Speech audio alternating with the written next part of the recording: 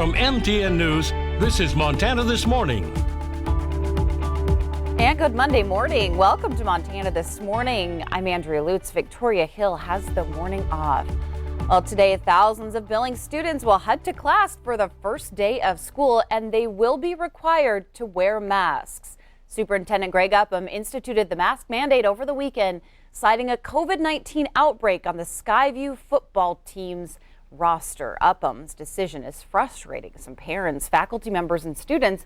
Hundreds gathered in Pioneer Park to demand that the mandate be lifted.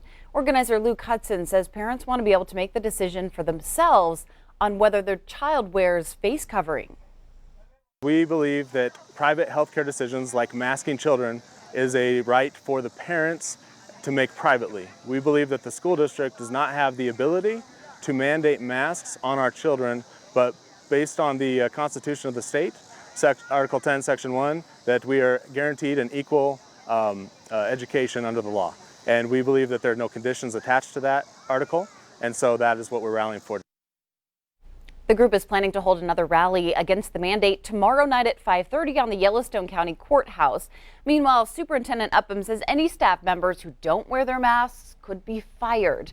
In a memo to all Billings public school employees, he wrote this: refusal to comply would be unacceptable insubordination, and the employees are to be placed on unpaid leave for a period of not less than 5 working days. After those 5 days, if the staff member still refuses, additional discipline will be considered, including a recommendation for termination. Now, the president of the local teachers union had this to say: the BEA has always been supportive of masking when appropriate. We maintain that support given to the district's policy change. The BEA is exploring our next steps in consultation with the MFPE legal advisement and through meeting with Superintendent Upham. In the interim, I do not encourage insubordination. All right, Superintendent Upham will join us a little bit later this morning in the show. We're going to ask him some questions on how the district plans to move forward and if there's a mask mandate at Billings Catholic Public Schools. But for now, President Sean Harrington says masks are strongly encouraged for all students and staff when classes begin today, but not required. Harrington says if a COVID-19 cluster pops up in any of the schools, it will likely trigger a mandate. K through 9th grade students will go to half day today. 10th through 12th grade students will be back for the first full day tomorrow. Okay. Getting all of the mask mandates out there on this first day of school. Of course, people are going to want to know how to, bundle up the kids, whether to bundle them up this morning when they head to the bus stops. Well, no rain in the forecast for us today. Maybe some rain along the Bighorns later on this afternoon and the evening. It should be a very nice day today. It's going to be warmer than normal, but we do have a cold front heading our way, and that's going to cool us down. So we'll explain all that with the main forecast coming up. We're going to have a little bit of light surface smoke this morning expected, but that's going to thicken up as we go along today as we have flow coming out of the southwest. So here comes the smoke again. We'll say fair quality in terms of the air quality today. Live shot there courtesy of the Stockman Bank weather cam. It is a calm morning, 58 right now at the airport, humidity at 58%. Winds out the southwest at about 3 miles an hour. Crunch some numbers yesterday. Our high got up to about 80. We'll try to knock on the door of 90 today here in Billings. Some areas getting into the low 90s. You can see not much rain yesterday. Over the last 72 hours, though, the Magic City has had just under half an inch of rain. Look at that monthly total, over 2 inches. So we're looking good for the month. Still need some work to do for the yearly totals. We're over 3 inches in the hole. Not much rain today or tomorrow, but that'll change as we get into the middle of the week. Temperatures out there right now in the 40s and 50s. Highs today in the 80s and 90s. So today will be above average. Then a cold front drops through tonight, and that's going to bring those temperatures down. How cool will it get? And when's that rain really going to start to kick back in again? I'll let you know coming up. It is crazy. You can kind of start to feel the effects of fall kind of when that weather starts to dip just a little bit. And school's here now, and so we're on our way out of summer. All right, have a good day at school. Be true to your school. That's a Beach Boys song. Be true to your school. Oh, a little nostalgia. There you go. All right. All right. Miller, thanks so much. Okay. We'll get back to the news here. The body of a 23-year-old hiker who went missing in the Beartooth Mountains near Red Lodge is recovered. Search teams from all over the state were looking for Tatum Morrell. She went missing 7 weeks ago, and officials believe she was caught in a rock slide and suffered fatal injuries. Crews searched in the area. Morrell was found plenty of times, but her body was almost completely covered in rocks, making it difficult to find. Morrell was an Idaho resident and recently graduated from Montana State University. Today, the House of Representatives meets to help to determine the future of a $3.5 trillion budget resolution. Democrat leaders want the legislation quickly approved. It'll pay for help for families for what the Biden administration calls human infrastructure, such as child care and broadband access, and also direct money to fight climate change. Moderate Democrats threaten to oppose the resolution until the House approves the $1 trillion infrastructure package passed by the Senate. President Joe Biden insists mass evacuations from Kabul will present a challenge. And a new poll finds most Americans approve of removing U.S. troops, but most all believe the handling of the withdrawal went badly. President Biden's approval rating actually fell 50%. CBS's Ian Lee has the latest. The president said history will prove him right. When this is over, the American people have a clear understanding of what I did, why we did it. But at the moment, the pictures outside of Kabul show an increasingly dire and desperate situation. For Americans trying to evacuate, the struggle is getting to the Kabul airport. On Sunday, Secretary of State Antony Blinken said getting Americans out is the #1 priority. We're in direct contact with American citizens and others, and we're able to guide them the best way to get to the airport, what to do when they get there. The pace of evacuations from Afghanistan is picking up. The Pentagon says U.S. military and coalition flights airlifted out just over 25,000 people in the last several days. The administration has now enlisted commercial airlines to help. At least 18 planes will carry Americans and Afghan allies already evacuated from Kabul. We're going to continue to assess the situation and again, work as hard as we can to get as many people out.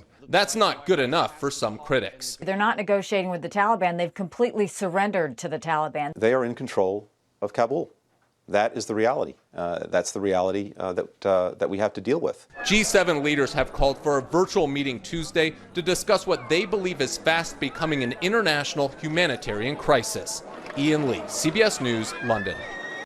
Earlier this morning, the German military says an Afghan security officer was killed after gunfire broke out at the Kabul airport. This comes a day after the British military says 7 Afghans died as a mob of panicked people tried to enter the airport, while thousands still attempt to flee the country. This morning, we're hearing from one Montana Marine veteran who sacrificed a lot in Afghanistan. MTN's Megan Mannering found out how he feels about America's withdrawal more than a decade after returning home. Tommy Parker is probably a name you've heard before if you live in western Montana.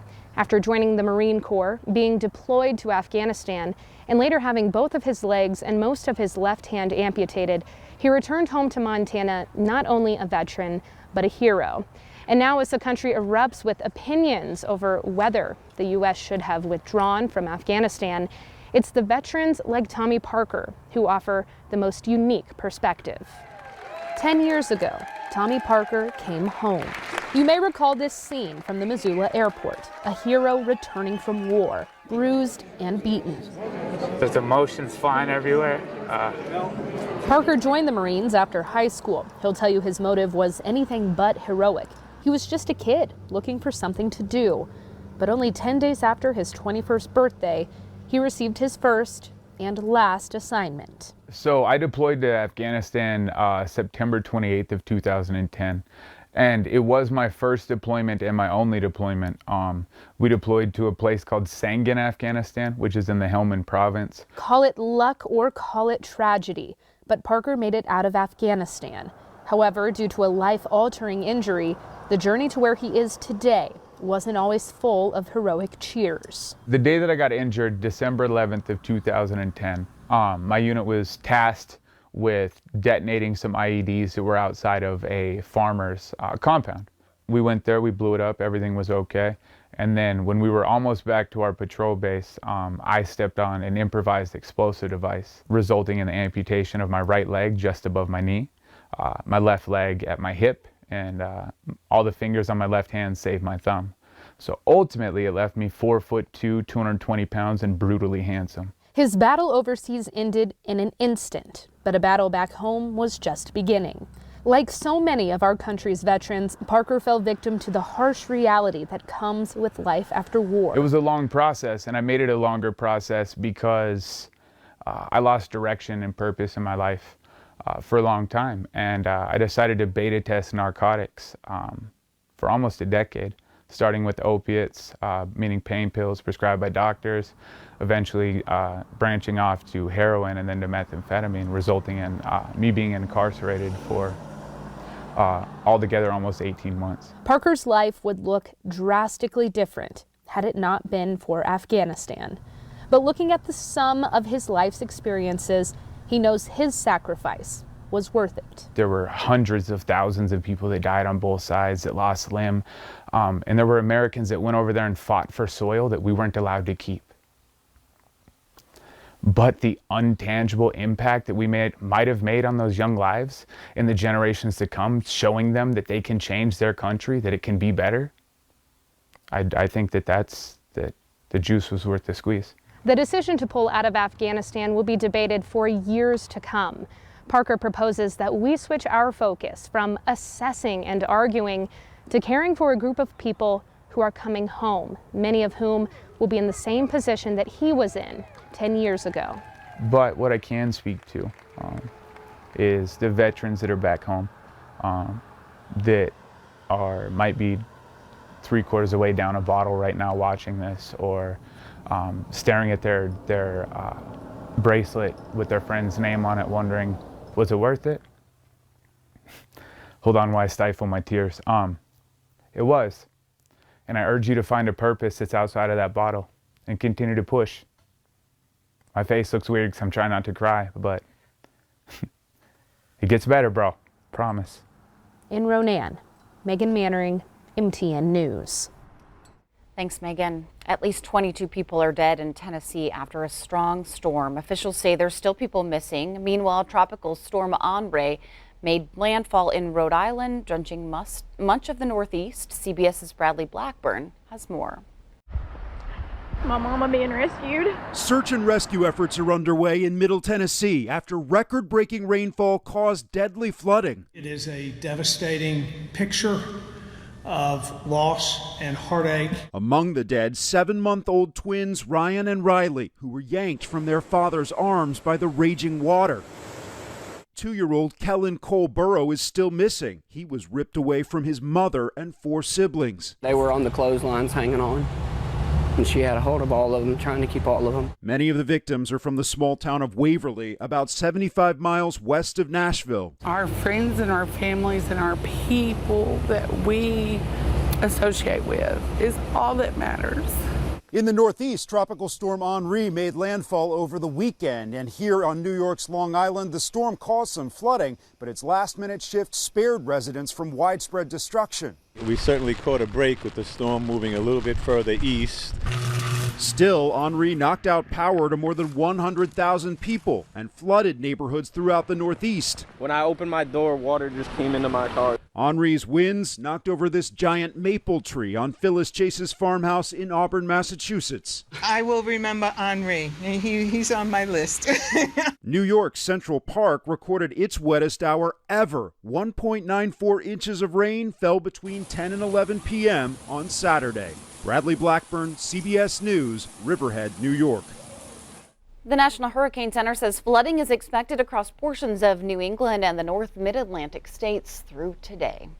All right, thanks for joining us here on Montana This Morning, and stick with us because coming up, as jobs remain open nationwide, employees and job seekers have more negotiating power than ever. We'll show you how to use it to your advantage after the break. The time now 5:13, 50 degrees outside on this Monday morning. We'll be right back.